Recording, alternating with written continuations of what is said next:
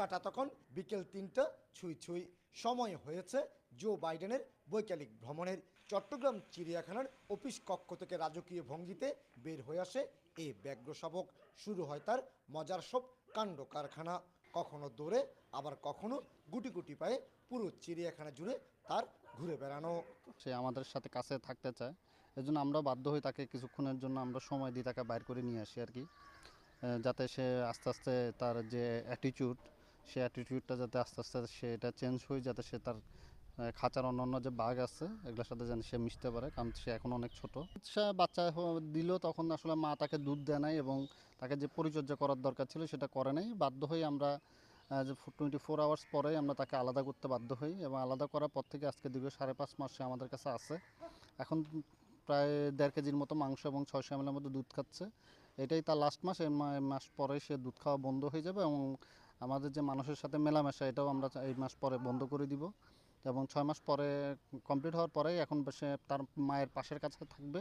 আস্তে আস্তে সে যখন তার মায়ের সাথে তার অ্যাডজাস্টটা মানে আমরা মনে করব যে সে কমপ্লিট হয়েছে তার অ্যাডজাস্টমেন্ট, তখন আমরা একসাথে করে দিব। খাঁচার বাইরে আসলে সে আসলে তখন চায় খেলতে আমাদের সাথে, আর খাঁচার ভিতরে থাকলে তার চোখে মুখে সে মানে সে স্পষ্ট বুঝতে দেয় যে সে একটা বাঘ, সে এখানেই থাকবে।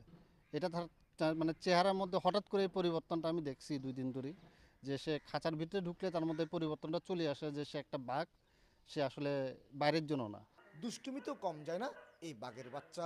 অন্যান্য পশুর খাঁচার সামনে গিয়ে তাদের ভয়ও দেখায়। তখন খাঁচায় আবদ্ধ পশুগুলোর ছুটোছুটি শুরু হয়।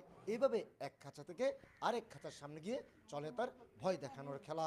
ওকে লালন পালন করছি, শুধু খাওয়া দাওয়া, গোসল করানো, খাওয়া দাওয়া সব কিছু নিজের কাছের মানুষের মতোই করছি সব কিছু। মাসুম যখন ঠিক আমার সাথে কথা বলছিল, এই সময় এসে কিন্তু জো বাউডেন এই বাঘের বাচ্চা এসে তাকে খুব আদর করছে। এটা কিন্তু বাঘের হিংস্রতা বলা যাবে না, এটাকে বলতে হবে তার মায়াবী আচরণ।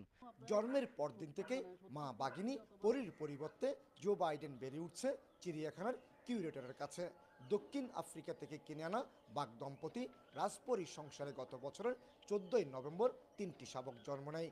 নিজেদের বাচ্চাদের দুধ পান করানো বন্ধ করে দেয় এই বাঘিনী। মারা যায় 2টি শাবকও।